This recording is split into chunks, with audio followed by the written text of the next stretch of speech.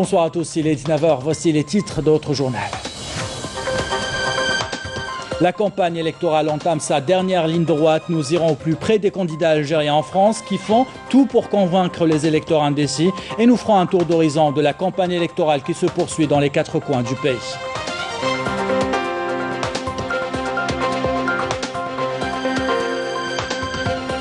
Le nombre de contaminations au coronavirus repart à la hausse. 385 nouveaux cas ont été enregistrés ces dernières 24 heures. À Tlemcen, plus de 10 000 personnes ont déjà reçu leur vaccin. Nous verrons comment se poursuit cette campagne de vaccination.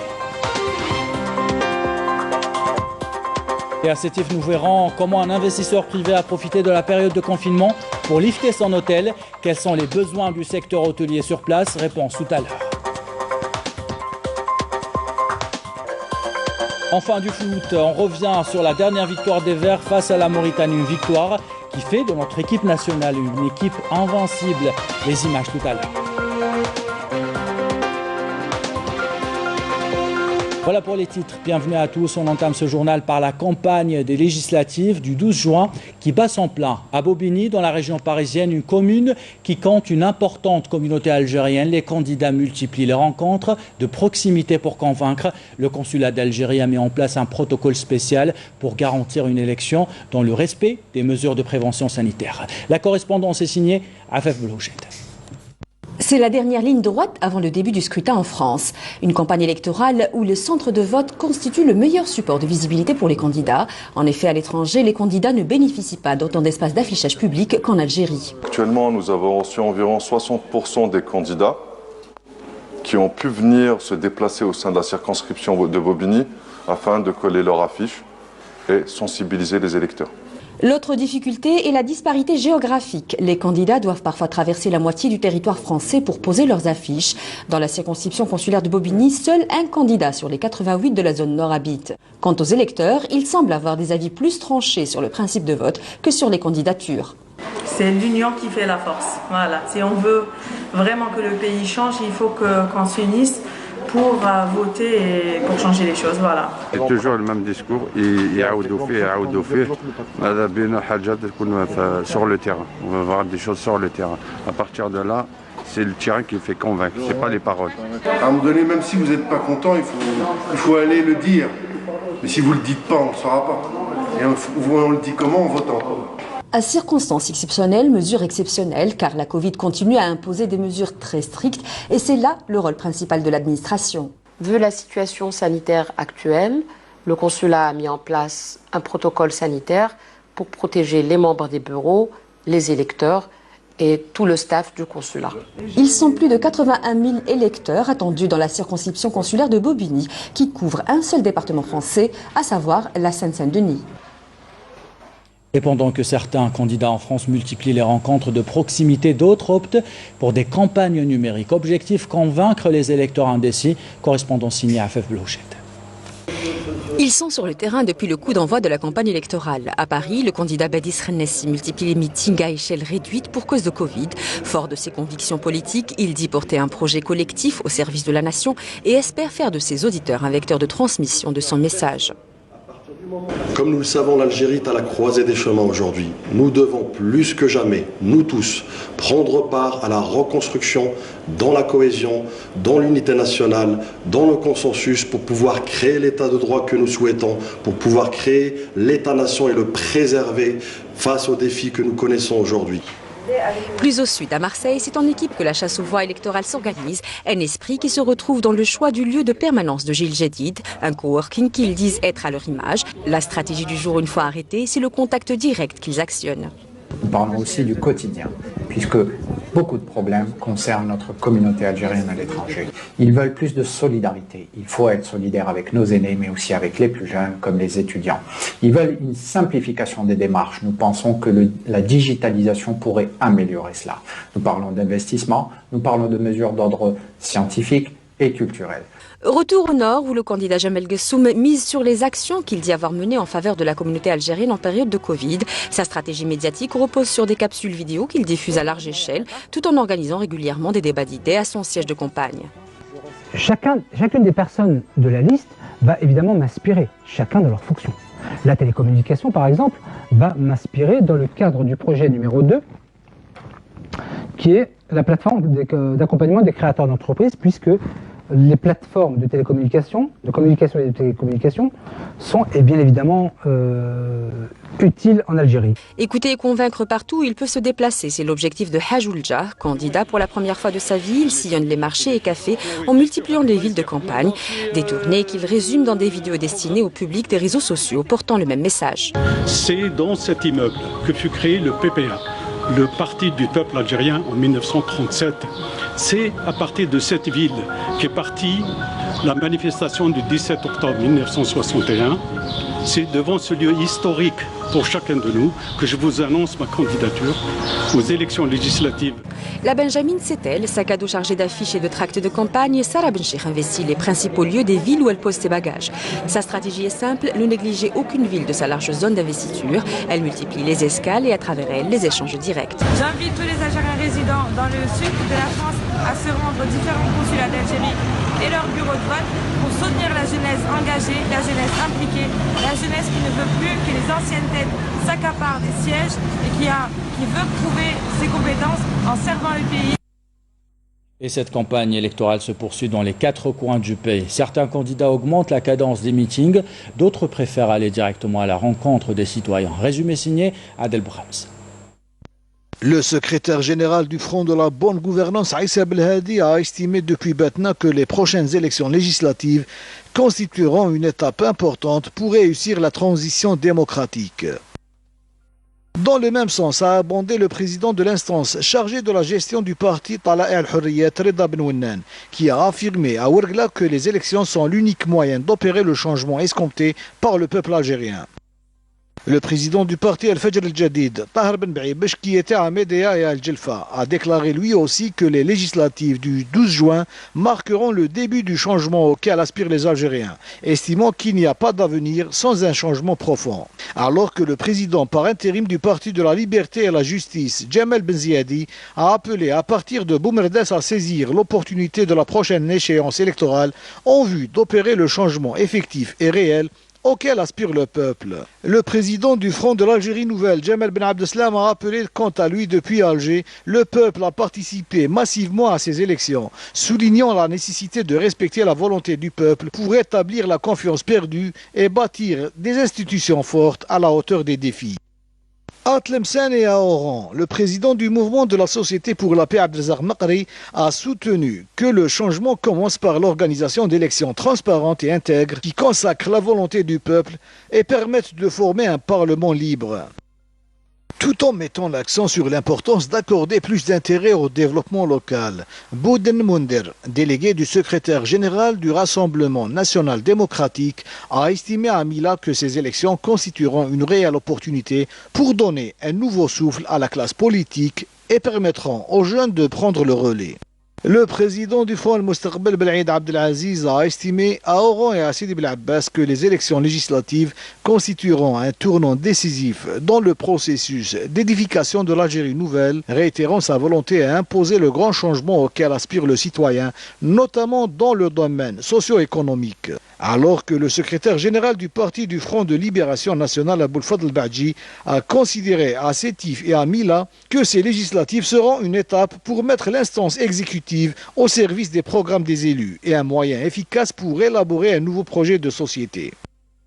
Le secrétaire général du parti du renouveau algérien, Kamel Ben Salem, a affirmé quant à lui depuis Djelfa que son parti luttera pour mettre un terme à la bureaucratie et au régionalisme, tout en assurant l'égalité des chances entre tous les Algériens afin de parvenir à édifier l'Algérie nouvelle.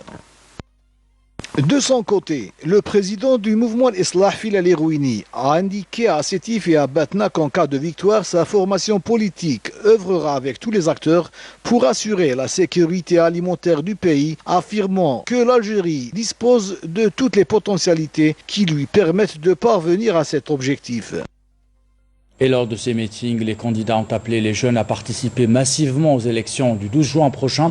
Ils appellent à instaurer une politique de bonne gouvernance pour permettre au prochain Parlement d'exercer toutes ses missions. Voici un deuxième résumé signé Majid Bakassi. Le secrétaire général du parti El Karama, Mohamed Daoui, a affirmé à partir de Tizi Ouzou et ensuite depuis Alger que la participation massive des jeunes intègres aux prochaines élections permettait d'amorcer le changement escompté et de booster le développement. Le secrétaire général de l'Alliance nationale républicaine, Belkacem Sahli, a quant à lui appelé depuis El Bouagui à une révision de la politique du logement, préconisant une distribution équitable en associant la société civile aux opérations de distribution et en accordant davantage d'intérêt pour la couche moyenne de la société par l'octroi de crédits sans intérêt pour bénéficier d'un logement. Le président du parti Al-Wassit Siyasi, l'Aroussi Ahmed Rouibet, a appelé depuis Al-Bayed à instaurer une bonne gouvernance au sein des institutions, notamment en matière de gestion financière. Il a plaidé d'autre part à la bonne répartition de la richesse nationale entre tous les Algériens. Depuis Djelfa, le secrétaire général du parti du militantisme national, Abdellah Haddad, a estimé que les élections consacrent la souveraineté populaire et sont la seule alternative pour opérer le changement souhaité sur la voie de l'Algérie nouvelle. Il a appelé à une réelle justice sociale et à l'application de la loi dans toute sa rigueur. Le président du Front de la Justice et du Développement, Abdellah Jabla, a soutenu depuis Al-Taraf et Guelma que le peuple est souverain dans son choix et c'est à lui seul que revient d'élire des candidats aptes à apporter le changement espéré et assurer une prise en charge juste de ses préoccupations. Le secrétaire général du mouvement Ennahda, Yazid Ben Aïcha, a affirmé depuis Biskra que sa formation politique militait dans le cadre de son processus de réforme politique pour la protection des valeurs dans la société, rappelant que le mouvement Ennahda est en lice aux législatives pour opérer le changement dans le pays et mettre un terme à la monopolisation de la décision politique. Le président du parti Saout al-Sha'b, Lamine Ousmani, a appelé depuis Taman Rashat au respect de la volonté populaire, affirmant que la souveraineté revient au peuple. Il appartient donc au peuple de désigner ses représentants en participant aux élections, a-t-il souligné. De son côté, le président du conseil de la Choura du mouvement El Binan Sardine, Selem Sherif, a appelé depuis Saïda à l'impératif d'amorcer de véritables réformes politiques pour que la voix du peuple soit entendue au sein des assemblées élues. Depuis Belabès et Tlemcen, le président de Djil El Jadid, Sofiane Djilali, a estimé que le véritable changement auquel aspire le citoyen passe par un choix judicieux de ses représentants au Parlement, une façon qui lui permet d'évaluer et de contrôler sa gestion. Le président du Front National algérien, Moussa Touati, a affirmé depuis Biskra que sa formation politique œuvrait à préserver l'avenir des enfants de l'Algérie. Le combat du FNA vise à préserver l'État de la médiocrité, de la fraude et de l'exclusion, a-t-il déclaré. Enfin, la présidente du parti Tajamou' Amal El Jazair, Fatima Zohra Zerwati, a plaidé depuis Djelfa pour l'élaboration de textes réglementaires respectant les spécificités et la nature de chaque région en vue d'amorcer un véritable développement durable. Voilà pour cette page électorale. On fait point maintenant sur la situation sanitaire en Algérie. 385 nouveaux cas confirmés de coronavirus. 250 guérisons et 7 décès ont été enregistrés ces dernières 24 heures selon le ministère de la Santé. Et la campagne de vaccination anti-Covid se poursuit à travers le pays. À Tlemcen, plus de 10 000 personnes ont déjà reçu leur vaccin. La wilaya a reçu plus de 20 000 doses de vaccins jusqu'à maintenant. Reportage de Mohamed Sami, commentaire signé Amel Parkwa. Le rythme des vaccinations anti-Covid s'accélère afin de toucher un maximum de personnes et notamment les catégories à risque. Comme ici à l'établissement public de santé de proximité de Bouhannaq de Tlemcen. Je me suis faite vacciner, Dieu merci, je me porte bien. Vous savez, avec l'âge, l'immunité diminue et on devient fragile. D'où l'importance de se faire vacciner contre le Covid pour mieux se protéger. Il n'y a pas de raison d'avoir peur du vaccin. Bien au contraire, il préserve notre santé. Nous accueillons tous les jours entre 40 et 50 personnes qui viennent se faire vacciner. Jusqu'à présent, nous avons enregistré 2065 citoyens inscrits sur la liste d'attente, dont 707 ont été vaccinés. Cette opération de vaccination s'inscrit dans le cadre des efforts continus de lutte contre la pandémie de coronavirus. Nous avons mobilisé plusieurs centres de vaccination anti-Covid. Il y en a au moins 3 dans chaque daïra. La wilaya de Tlemcen a réceptionné 20 255 doses de vaccins. Jusqu'à présent, 10 350 personnes ont été vaccinées. L'opération de vaccination anti-Covid se poursuit et devra monter en cadence avec l'acquisition de plus grandes quantités du fameux sésame. À l'occasion de la Journée mondiale de l'enfance et dans le but de consolider les liens entre le peuple et son armée, le commandement des forces navales a organisé aujourd'hui une visite à l'Amirauté et une sortie en mer au grand bonheur des enfants et des écoliers.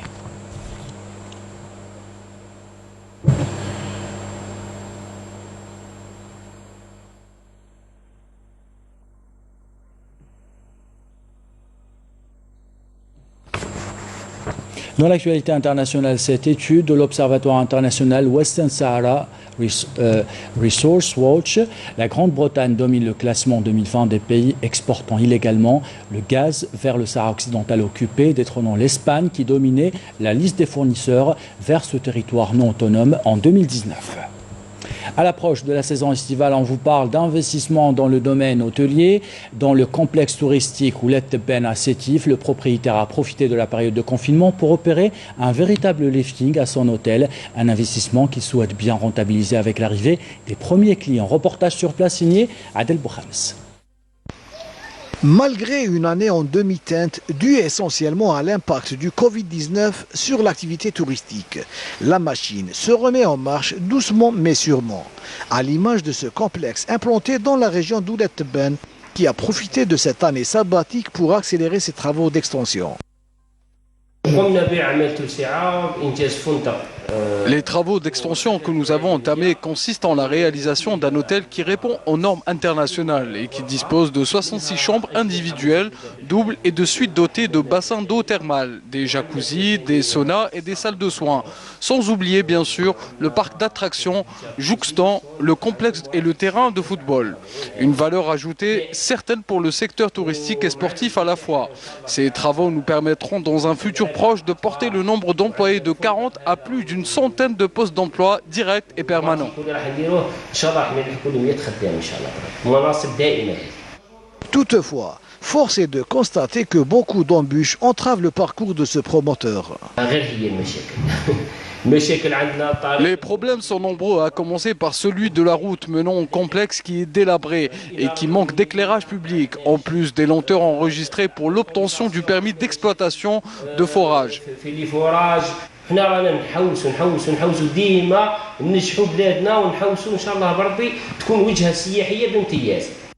En dépit des problèmes auxquels il fait face au quotidien, pour Fouez, l'escapade qu'il offre à ses nombreux visiteurs demeure sa vraie récompense. L'accueil qui nous a été réservé est impressionnant. Lorsqu'on leur demande le prix d'une nuitée, ils nous ont répondu que nous sommes leurs invités étant venus de Tamanrasset. C'est dire combien l'accueil est excellent. Et franchement, c'est une agréable surprise. Moi, je suis un habitué des stations thermales au niveau de tout le territoire national. Je viens de découvrir l'endroit, vraiment il est magnifique. L'hôtel, masha'Allah, il est très très bien.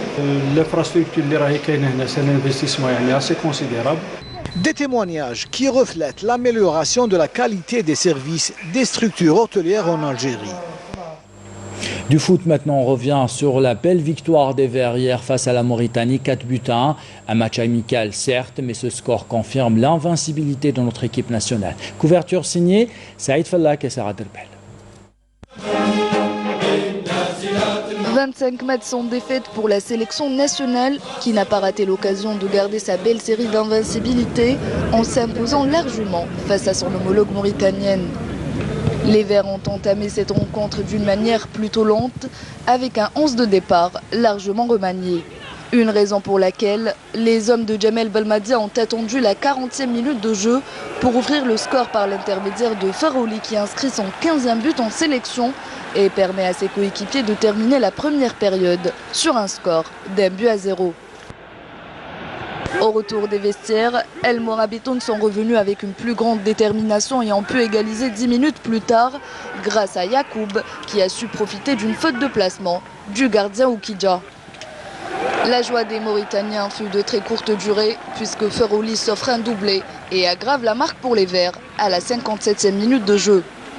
L'excellent coaching de Jamel Belmadi avec l'incorporation de Bounedjah, Belaili, Benrahma et Ounes a permis à ce dernier de corser la marque à la 61e minute de jeu et au goléador Berdet Bounedjah de planter le 4e but 9 minutes plus tard.